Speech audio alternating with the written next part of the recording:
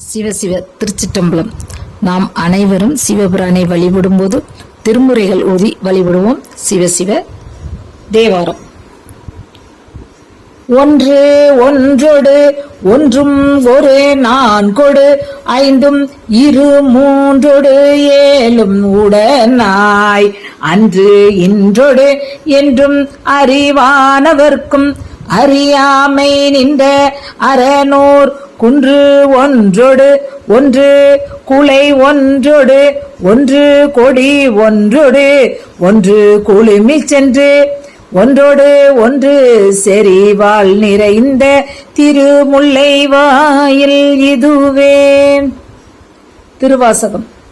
நீக்கி முன் எனை தன்னோடு நிலாவகை குரம்பையில் புக செய்து நோக்கி நுண்ணிய நொடியன் சொல் செய்து நுகம் இன்றி விழாக்கைந்து தூக்கி முன் செய்த பொய் அறத்துகள் அறுத்து ஏழுதரு சுடர் சோதியாக்கி ஆண்டு தன் அடியரில் கூட்டிய அதிசயம் கண்டாமே. திருவிசைப்பா.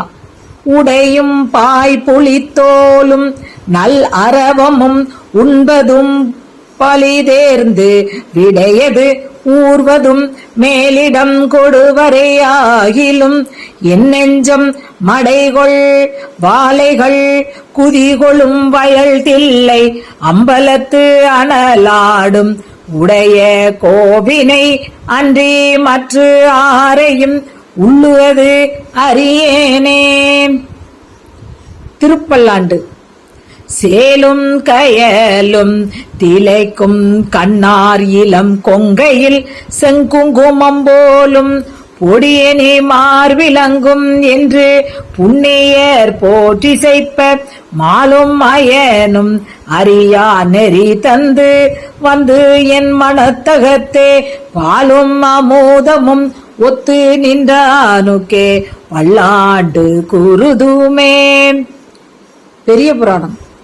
அங்கணன் நம்மையே என்று அருள் செய்ய அப்பா என்று பங்கைய செம்பொன் பாதம் பணிந்து வீழ்ந்து எழுந்தார் தம்மை சங்க வெண் குலையினாரும் தாம் எதிர்நோக்கி நம்பால் இங்கு வேண்டுவது என் என்ன இறைஞ்சி நின்று இயம்புகின்றார். இரவாத இன்ப அன்பு வேண்டி பின் வேண்டுகின்றார் பிறவாமை வேண்டும். மீண்டும் பிறப்பு உண்டேல் உன்னை என்றும் மறவாமை வேண்டும். இன்னும் வேண்டும் நான் மகிழ்ந்து பாடி அறவா நீ ஆடும்போது உன் அடியின் கீழ் இருக்க என்றார். பஞ்சபுராண வழிபாட்டினை செய்து திருவருட்பயன் பெறுவோம். குடும்பத்தில் உள்ள அனைவரும் ஒரு சில நிமிடங்களை ஒதுக்கி அவசியம் திருமுறைகளை பாடுவது அல்லது படிப்பது மிக எளிதாக செய்யக்கூடிய சிவ புண்ணியங்களில் ஒன்றாகும். திருவருள். சிவசிவ திருச்சிற்றம்பலம்.